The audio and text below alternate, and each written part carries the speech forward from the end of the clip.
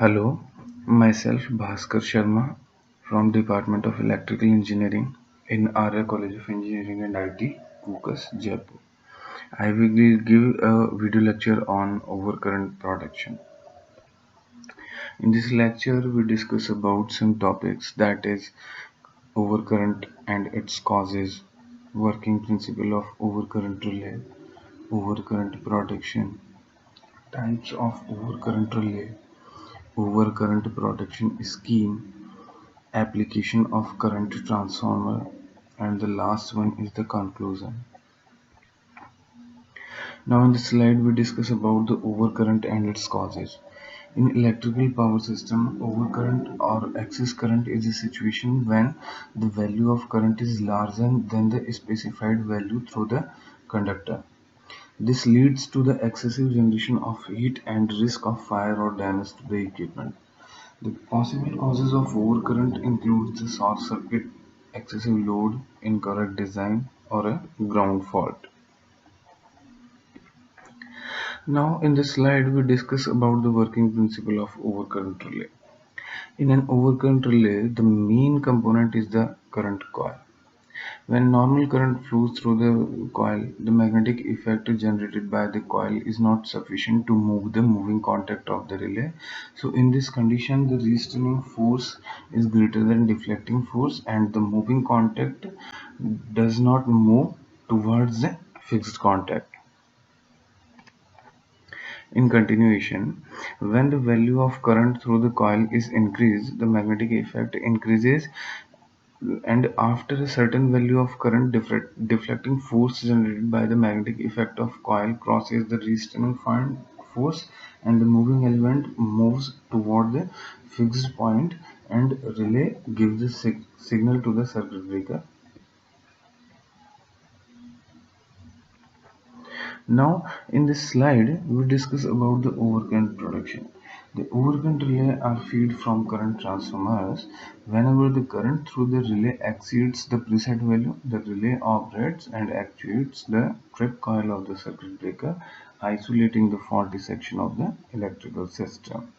This is the basic circuit diagram of power system protection as shown in figure. Now in this slide we discuss about the types of overcurrent relay. Depending upon type of operation, overcurrent relay are classified into three groups. The first one is the instantaneous overcurrent relay, second one is the definite time overcurrent relay, and the third one is the inverse time overcurrent relay. Now in this slide we discuss about the instantaneous overcurrent relay. This relay is referred as instantaneous overcurrent relay. That means the relay operates as soon as the current in the coil gets higher than preset value or predefined value or specified values. There is no intentional time delay set. There is always an inherent time delay of the order of few milliseconds. And the time current characteristics of attracted armature type relay is shown in this figure. Now in this slide we discuss about the definite time overcurrent relay. The relay is created by applying intentional time delay after crossing pickup value or specified value of current. The definite time overcurrent relay can be adjusted to issue trip output at definite output of time after it picks up. Thus it has a time setting adjustment and pickup adjustment. And the characteristics of definite time overcurrent relay is shown in figure. Now in this slide we discuss about the inverse time overcurrent relay. The inverse time is a natural characteristic of any induction type rotating device. That means the time of operation inversely proportional to the input current.